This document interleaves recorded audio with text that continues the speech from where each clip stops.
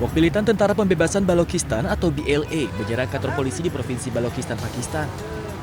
Serangan dengan bom dilakukan di sejumlah wilayah di Balochistan dan merusak sejumlah kendaraan serta fasilitas umum.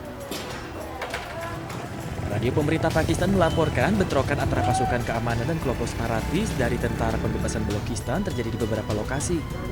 Kantor berita milik negara Pakistan menyatakan pasukan keamanan telah berhasil menetralisir 58 teroris dalam peristiwa ini dan korban jiwa dari kedua belah pihak masih didata. Kelompok separatis di Balochistan diketahui berupaya meraih kemerdekaan penuh dari Pakistan. Sementara Pakistan didorong Amerika Serikat dan sejumlah negara menetapkan BLA sebagai organisasi teroris asing.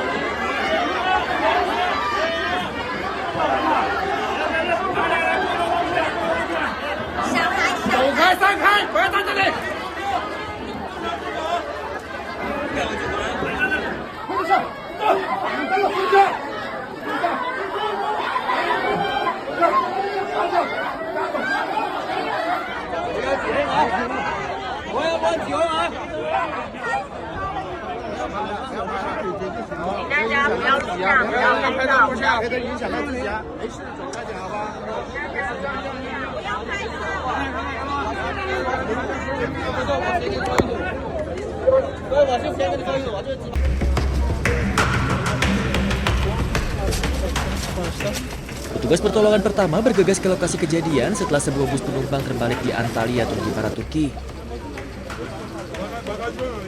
Bus berguling ke samping dengan jendela pecah setelah menabrak pembatas jalan, sementara para medis memberikan pertolongan pertama dan mengevakuasi korban luka. Kecelakaan itu terjadi saat kondisi jalan hujan. Investigasi sedang dilakukan untuk menentukan penyebab pasti kejadian tersebut. Akibat peristiwa ini setidaknya 9 orang tewas dan 26 lainnya luka-luka.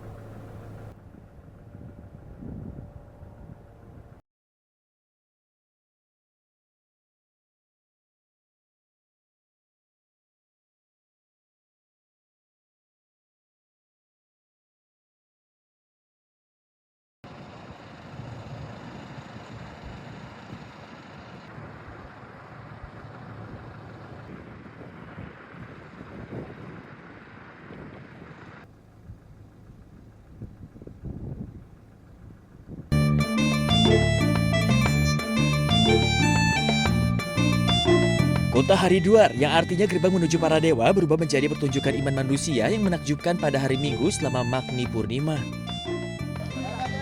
Suasana riuh terasa di udara fajar yang berkabut saat ribuan umat beragama berkumpul di Ghat Harki Pauri yang bersejarah untuk mandi suci di Sungai Gangga.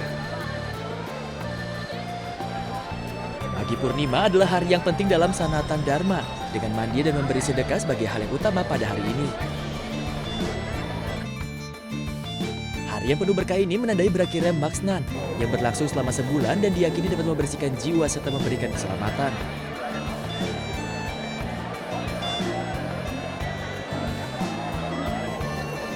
Magi Purnima termasuk salah satu hari mandi paling suci di India dan menandai berakhirnya periode mandi suci di bulan Magha. Dipercaya bahwa mandi di Sungai Gangga pada hari ini dapat menyembuhkan penyakit serius, jika para dewa dikatakan turun ke bumi selama Magi Purnima.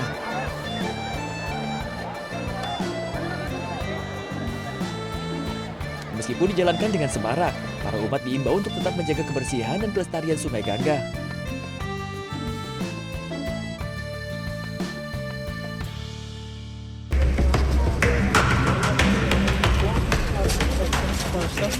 Petugas pertolongan pertama bergegas ke lokasi kejadian setelah sebuah bus penumpang terbalik di Antalya, Turki Barat, Turki.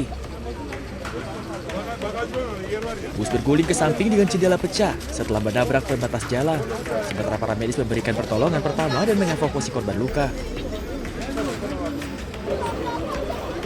Kecelakaan itu terjadi saat kondisi jalan hujan. Investigasi sedang dilakukan untuk menentukan penyebab pasti kejadian tersebut. Akibat peristiwa ini setidaknya 9 orang tewas dan 26 lainnya luka-luka.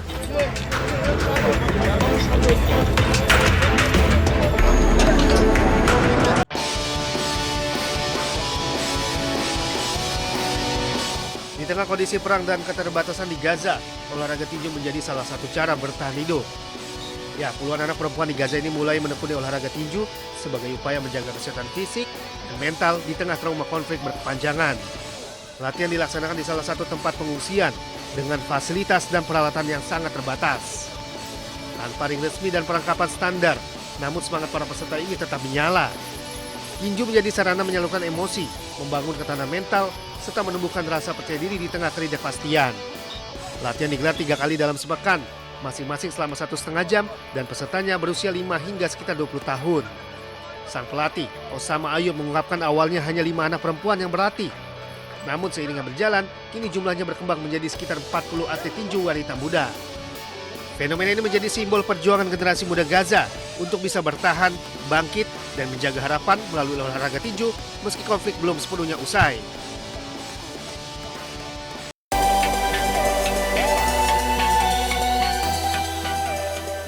Ajax Amsterdam telah resmi mengumumkan kedatangan Martin Pas dari klub Major League Soccer FC Dallas. Kiper berusia 27 tahun ini menandatangani kontrak jangka panjang hingga Juni 2029. Kepindahan ini menjadi langkah penting dalam karir Martin Pas yang kini kembali ke panggung sepak bola Eropa. Sebelum berkarir di Amerika Serikat, Pas pernah merumput di Eredivisie bersama NEC Nijmegen dan FC Utrecht.